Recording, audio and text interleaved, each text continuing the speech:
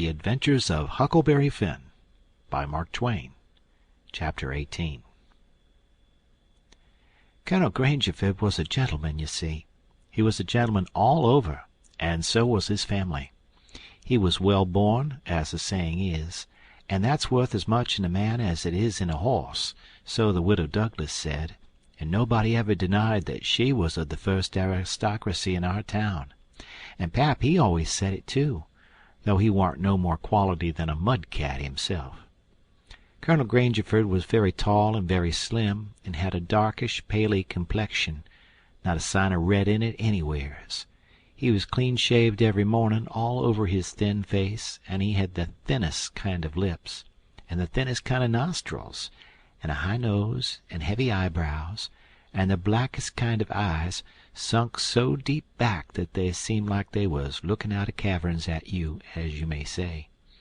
His forehead was high, and his hair was black and straight and hung to his shoulders. His hands was long and thin, and every day of his life he put on a clean shirt and a full suit from head to foot, made out of linen so white it hurt your eyes to look at it. And on Sundays he wore a blue tailcoat with brass buttons on it. He carried a mahogany cane with a silver head to it. There warn't no frivolousness about him, not a bit, and he warn't ever loud. He was as kind as he could be. You could feel that, you know, and so you had confidence. Sometimes he smiled, and it was good to see. But when he straightened himself up like a liberty pole, and the lightning begun to flicker out from under his eyebrows, you wanted to climb a tree first and find out what the matter was afterwards. He didn't ever have to tell anybody to mind their manners. Everybody was always good-mannered where he was. Everybody loved to have him around, too. He was sunshine most always. I mean, he made it seem like good weather. When he turned into a cloud bank, it was awful dark for half a minute, and that was enough. There wouldn't nothing go wrong again for a week. When him and the old lady came down in the morning, all the family got up out of their chairs and gave them good day, and didn't set down again till they had set down. When Tom and Bob went to the sideboard where the decanter was, and mixed a glass of bitters and handed it to him, and he held it in his hand and waited till Tom's and Bob's was mixed, and then they bowed and said, "Our duty to you, sir and madam," and they bowed the least bit in the world and said thank you, and so they drank, all three, and Bob and Tom poured a spoonful of water on the sugar and the mite of whiskey or apple brandy in the bottom of their tumblers, and give it to me and Buck, and we drank to the old people too. Bob was the oldest and Tom next, tall, beautiful men with very broad shoulders and brown faces, and long black hair and black eyes. They dressed in white linen from head to foot, like the old gentleman, and wore broad Panama hats. Then there was Miss Charlotte. She was 25, and tall and proud and grand, but as good as she could be when she warn't stirred up. But when she was, she had a look that would make you wilt in your tracks, like her father. She was beautiful. So was her sister, Miss Sophia, but it was a different kind. She was gentle and sweet like a dove, and she was only 20. Each person had their own nigger to wait on them, Buck too. My nigger had a monstrous easy time, because I warn't used to having anybody do anything for me, but Buck's was on the jump most of the time. This was all there was of the family now, but there used to be more. 3 sons, they got killed, and Emmeline that died. The old gentleman owned a lot of farms and over 100 niggers. Sometimes a stack of people would come there, horseback, from 10 or 15 mile around, and stay 5 or 6 days, and have such junketings round about and on the river, and dances and picnics in the woods daytimes, and balls at the house nights. These people was mostly kinfolks of the family. The men brought their guns with them. It was a handsome lot of quality, I tell you. There was another clan of aristocracy around there, 5 or 6 families, mostly of the name of Shepherdson. They was as high-toned and well-born and rich and grand as the tribe of Grangerfords. The Shepherdsons and Grangerfords used the same steamboat landing, which was about 2 mile above our house. So sometimes when I went up there with a lot of our folks, I used to see a lot of the Shepherdsons there on their fine horses. One day Buck and me was away out in the woods hunting, and heard a horse coming. We was crossing the road. Buck says, "Quick, jump for the woods." We done it, and then peeped down the woods through the leaves. Pretty soon a splendid young man come galloping down the road, setting his horse easy and looking like a soldier. He had his gun across his pommel. I had seen him before. It was young Harney Shepherdson. I heard Buck's gun go off at my ear, and Harney's hat tumbled off from his head. He grabbed his gun and rode straight to the place where we was hid. But we didn't wait. We started through the woods on a run. The woods weren't thick, so I looked over my shoulder to dodge the bullet, and twice I seen Harney cover Buck with his gun. And then he rode away the way he come. To get his hat, I reckon, but I couldn't see. We never stopped running till we got home. The old gentleman's eyes blazed a minute. 'Twas pleasure mainly, I judged. Then his face sort o' smoothed down, and he says, kind o' gentle, "I don't like that shooting from behind a bush. Why didn't you step into the road, my boy?" "The Shepherdsons don't, father. They always take advantage." Miss Charlotte, she held her head up like a queen while Buck was telling his tale, and her nostrils spread and her eyes snapped. The 2 young men looked dark, but never said nothin'. Miss Sophia, she turned pale, but the color come back when she found the man warn't hurt. Soon as I could get Buck down by the corn cribs under the trees by ourselves, I says, "Did you want to kill him, Buck?" "Well, I bet I did." "What did he do to you?" "Him? He never done nothin' to me." "Well, then, what did you want to kill him for?" "Why, nothin', only it's on account of the feud." "What's a feud?" "Why, where was you raised? Don't you know what a feud is?" "Never heard of it before. Tell me about it." "Well," says Buck, "a feud is this way. A man has a quarrel with another man and kills him. Then that other man's brother kills him. Then the other brothers on both sides go for one another.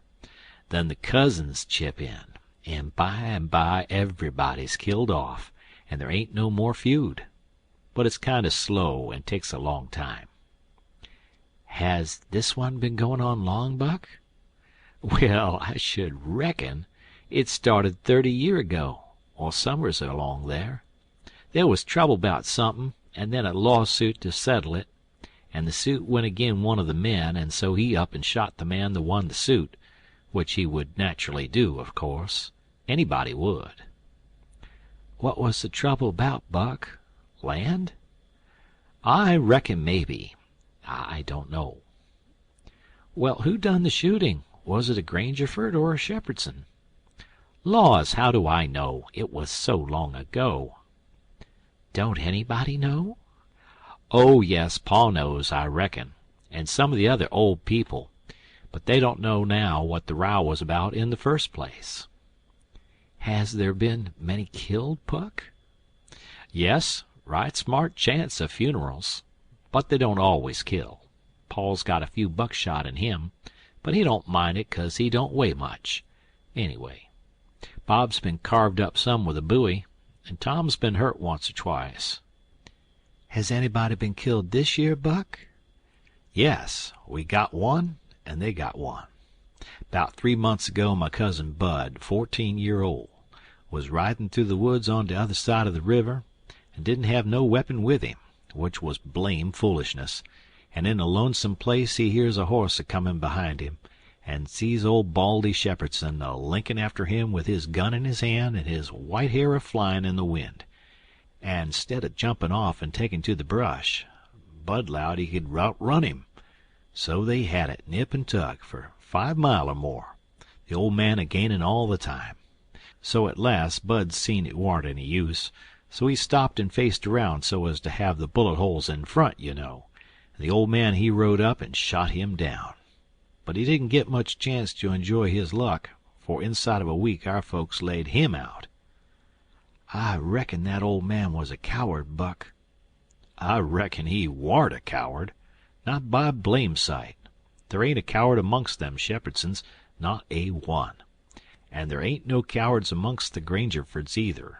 Why, that old man kep up his end in a fight one day for half an hour against 3 Grangerfords, and come out winner. They was all a horseback. He lit off of his horse and got behind a little wood pile, and kep his horse before him to stop the bullets. But the Grangerfords stayed on their horses, and capered around the old man, and peppered away at him, and he peppered away at them. Him and his horse both went home pretty leaky and crippled, but the Grangerfords had to be fetched home, and one of 'em was dead, and another died the next day. No, sir. If a body's out hunting for cowards, he don't want to fool away any time amongst them Shepherdsons, because they don't breed any of that kind.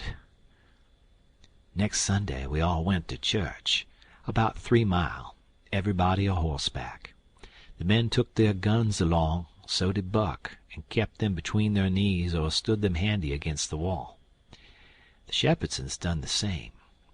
It was pretty ornery preaching, all about brotherly love and such like tiresomeness, but everybody said it was a good sermon, and they all talked it over going home, and had such a powerful lot to say about faith and good works and free grace and pre-foreordestination, and I don't know what all, that it did seem to me to be one of the roughest Sundays I had run across yet. About an hour after dinner everybody was dozing around, some in their chairs and some in their rooms, and it got to be pretty dull.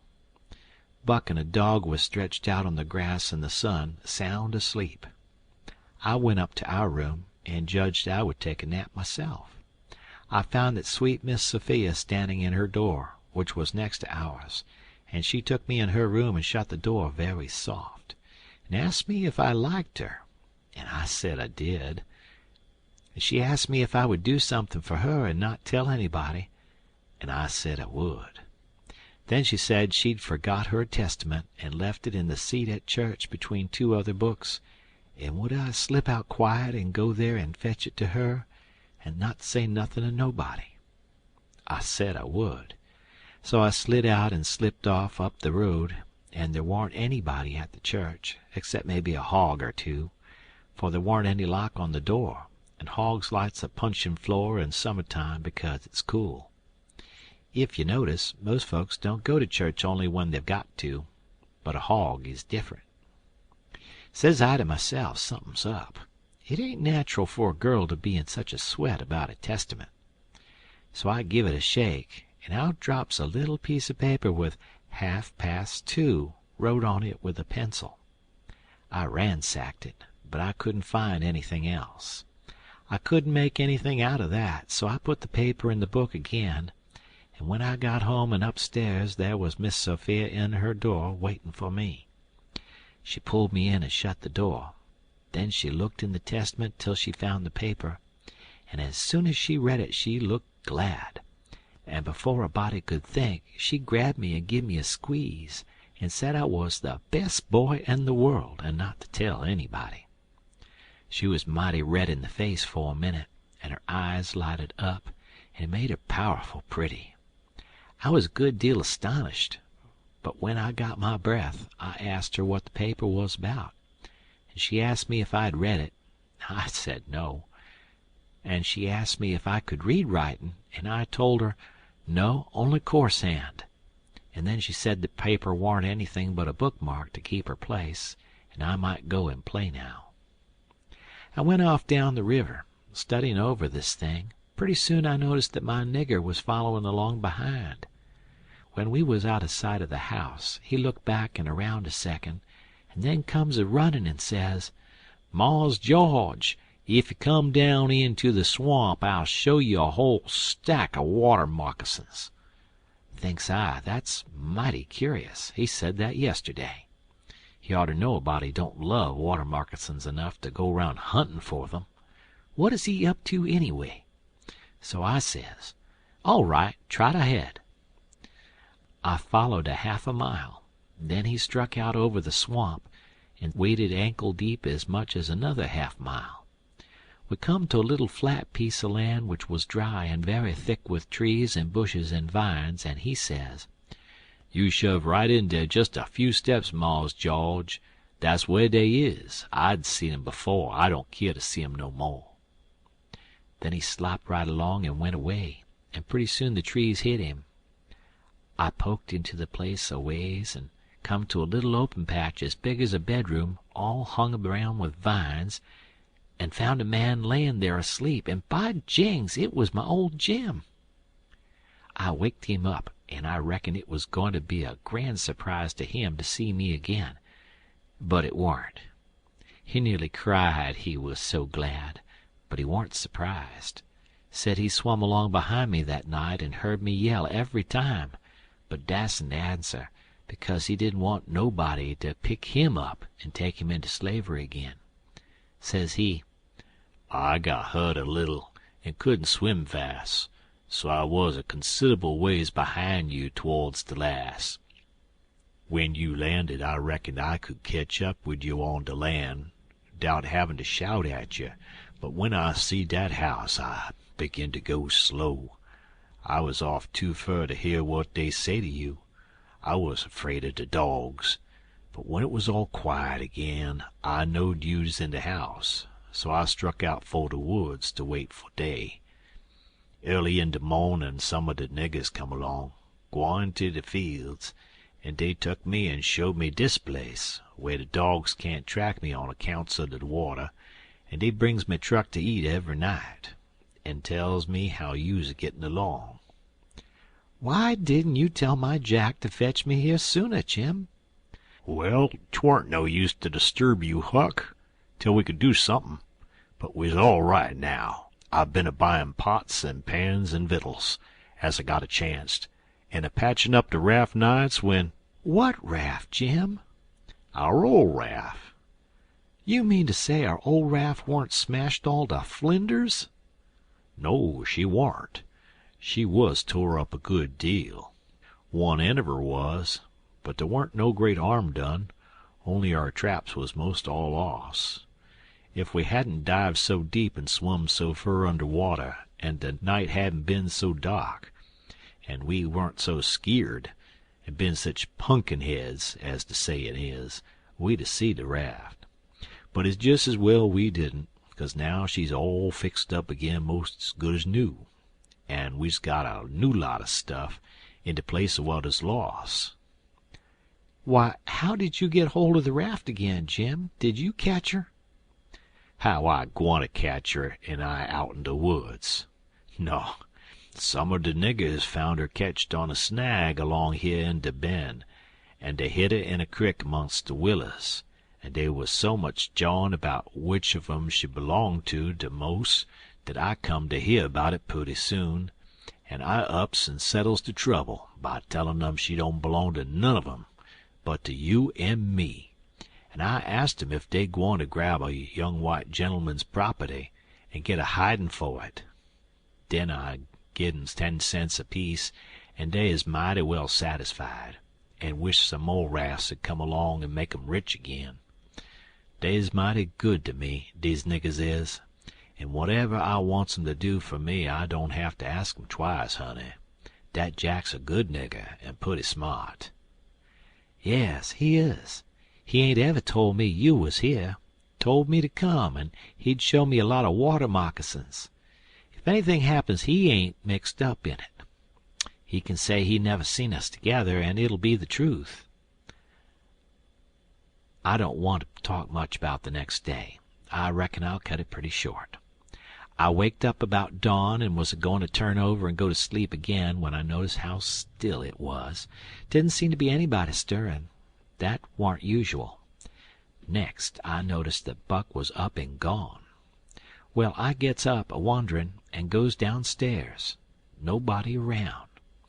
Everything is still as a mouse. Just the same outside. Thinks I, what does it mean? Down by the woodpile I comes across my Jack and says, What's it all about?' Says he. 'Don't you know Mars George?' 'No,' says I don't.' 'Well, den, Miss Sophia's run off. 'Deed she has. She run off in de night sometime, nobody don't know jest when. Run off to git married to dat young Harney Shepherdson, you know. Leastwise, so dey spec. De fambly found it out 'bout half an hour ago, maybe a little more, and I tell you dey warn't no time's loss. Sech another hurryin' up guns and hosses you never see. De wimmen folks is gone for to stir up de relations, and ole Marse Saul and de boys tuck de guns and rode up de river road for to try and ketch dat young man and kill him 'fo' he kin git across de river with Miss Sophia. I reckon dey's gwine to be mighty rough times.' Buck went off without waking me up. Well, I reckon he did. Dey weren't gwine to mix you up in it. Mars Buck he loaded up his gun and 'lowed he's gwine to fetch home a Shepherdson or bust. Well, dere'll be plenty of 'em dar, I reckon, and you bet you he'll fetch one if he gets a chance." I took up the river road as hard as I could get. By and by I began to hear guns a good ways off. When I come in sight of the log store and the woodpile where the steamboats lands, I worked along under the trees and brush till I got to a good place, and then I clumb up into the forks of a cottonwood that was out of reach and watched. There was a wood rank 4 foot high a little ways in front of the tree, and first I was going to hide behind that, but maybe it was luckier I didn't. There was 4 or 5 men cavorting around on their horses in the open place before the log store, cussing and yelling and trying to get at a couple of young chaps that was behind the wood rank alongside of the steamboat landing, but they couldn't come it. Every time one of them showed himself on the river side of the woodpile, he got shot at. The 2 boys was squatting back to back behind the pile, so they could watch both ways. By and by the men stopped cavorting around and yelling. They started riding towards the store. Then up gets one of the boys, draws a steady bead over the wood rank, and drops one of them out of his saddle. All the men jumped off their horses and grabbed the hurt one, and started to carry him to the store. And that minute the 2 boys started on the run. They got halfway to the tree I was in before the men noticed. Then the men see them, and jumped on their horses and took out after 'em. They gained on the boys, but it didn't do no good. The boys had too good a start. They got to the woodpile that was in front of my tree, and slipped in behind it, and so they had the bulge on the men again. One of the boys was Buck, and the other was a slim young chap about 19 years old. The men ripped around a while and then rode away. As soon as they was out of sight, I sung out to Buck and told him. He didn't know what to make of my voice coming out of the tree at first. He was awful surprised. He told me to watch out sharp and let him know when the men come in sight again. Said they was up to some devilment or other. Couldn't be gone long. I wished I was out of that tree, but I dasn't come down. Buck begun to cry and rip, and 'lowed that him and his cousin Joe, that was the other young chap, would make up for this day yet. He said his father and his 2 brothers was killed, and 2 or 3 of the enemy. Said the Shepherdsons laid for them in ambush. Buck said his father and brothers ought to have waited for their relations. The Shepherdsons was too strong for them. I asked him what was become of young Harney and Miss Sophia. He said they got across the river and was safe. I was glad of that, but the way Buck did take on, because he didn't manage to kill Harney that day he shot at him, I ain't ever heard anything like it. All of a sudden, bang, bang, bang, goes 3 or 4 guns. The men had slipped around through the woods and come in from behind without their horses. The boys jumped for the river, both of them hurt, and as they swum down the current, the men run along the bank, shooting at them and singing out, "Kill them! Kill them!" It made me so sick I 'most fell out of the tree. I ain't a-going to tell all that happened. It would make me sick again if I was to do that. I wished I hadn't ever come ashore that night to see such things. I ain't ever going to get shut of them. Lots of times I dream about them. I stayed in the tree till it begun to get dark, 'fraid to come down. Sometimes I heard guns away off in the woods, and twice I seen little gangs of men gallop past the log store with guns, so I reckoned the trouble was still a-goin' on.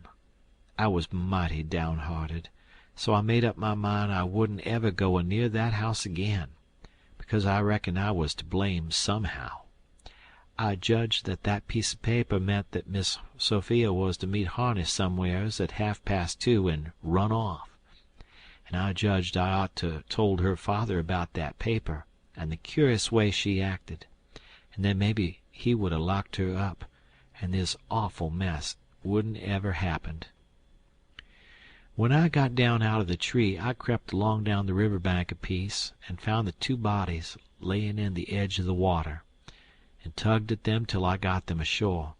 Then I covered up their faces and got away as quick as I could. I cried a little when I was covering up Buck's face, for he was mighty good to me. It was just dark now. I never went near the house, but struck through the woods and made for the swamp. Jim warn't on his island, so I tramped off in a hurry for the crick and crowded through the willows, red hot to jump aboard and get out of that awful country. The raft was gone. My souls, but I was scared. I couldn't get my breath for most a minute. Then I raised a yell. A voice not 25 foot from me says, "Good land, that you, honey? Don't make no noise." It was Jim's voice. Nothing ever sounded so good before. I run along the bank a piece and got aboard, and Jim he grabbed me and hugged me, he was so glad to see me. He says, "Laws bless you, child, I 'uz right down sure you's dead agin. Jack's been here. He say he reckon you's been shot, 'cause you didn't come home no more, and I's jest this minute a startin' the raft down towards the mouth of the crick, so as be all ready for to shove out and leave soon as Jack comes again and tells me for certain you is dead. Lawsy, I's mighty glad to get you back again, honey." I says, "All right, that's mighty good. They won't find me, and they'll think I've been killed and floated down the river. There's something up there that'll help them think so.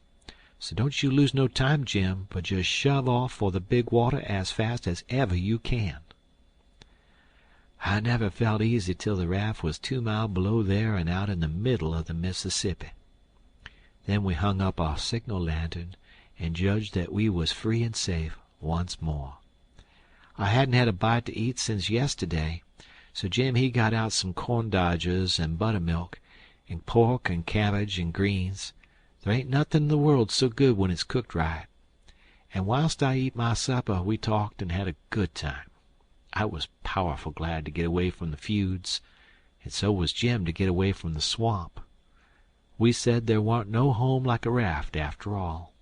Other places do seem so cramped up and smothery, but a raft don't.